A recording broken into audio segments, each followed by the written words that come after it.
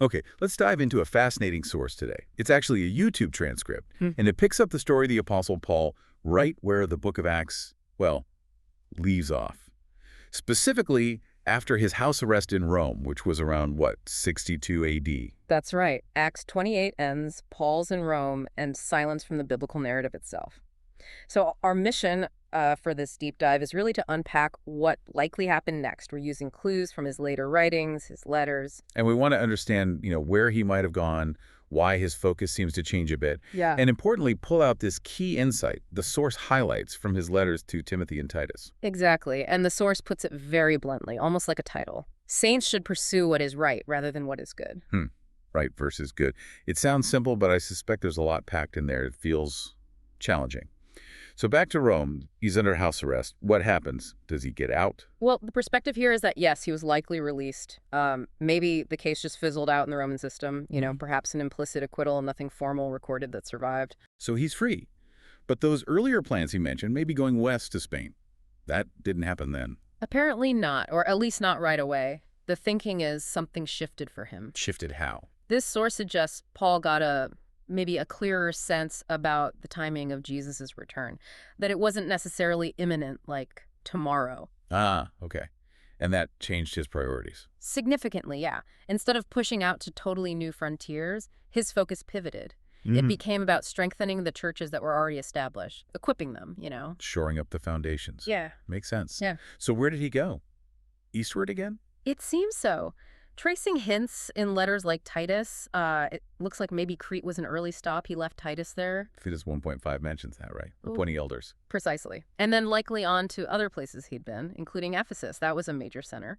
And that's where he leaves Timothy in charge, facing some issues. And those issues, that's the direct context for writing 1 Timothy and Titus.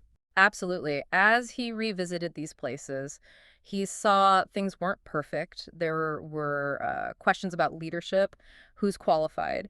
And then there were strange teachings cropping up, early heresies. Legalism too, maybe? Yeah. Getting bogged down in rules. That too. So these letters, 1 Timothy sent probably from Macedonia to Ephesus and Titus maybe from Corinth to Crete, they were his pastoral response. Really practical stuff about appointing qualified leaders, overseers, elders, deacons, and crucially, sticking to sound doctrine, healthy teaching. So very practical, hands-on guidance for these communities. And woven through all this, that principle the source keeps coming back to, pursue what is right rather than what is good. Let's unpack that. What does the source mean by right in this context?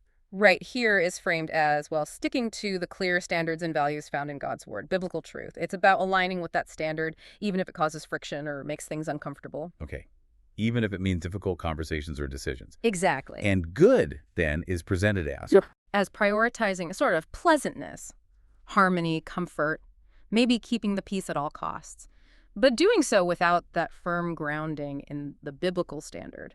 Smoothing things over, avoiding necessary conflict, just aiming for everyone to feel good. Even if it means compromising the core purpose or truth. Right. And the source uses that great analogy to make the point clearer. Ah, the ship analogy. Tell us about that. Yeah, it compares a community pursuing what is right to a ship with a clear destination, let's say sailing towards heaven.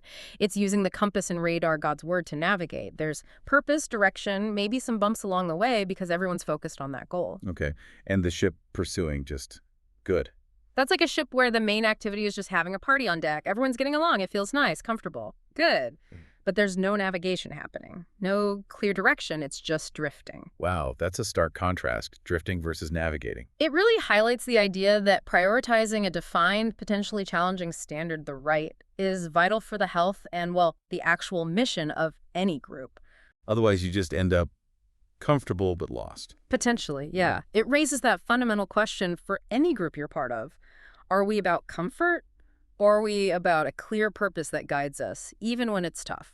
So, wrapping this up, looking at Paul's later ministry, his focus on equipping churches with clear standards, and then this core idea from the source that prioritizing the right, defined by purpose and standard, is more crucial than just seeking the good, the comfortable. It really forces you to think about the why behind what you're doing, doesn't it? The ultimate purpose. Absolutely. And that leaves us with a thought for you, the listener. How does this principle prioritizing the potentially challenging right path, defined by a clear purpose, over the easy, comfortable good path? How does that apply to the missions, communities, or maybe even the projects you are invested in right now? Something to definitely mull over.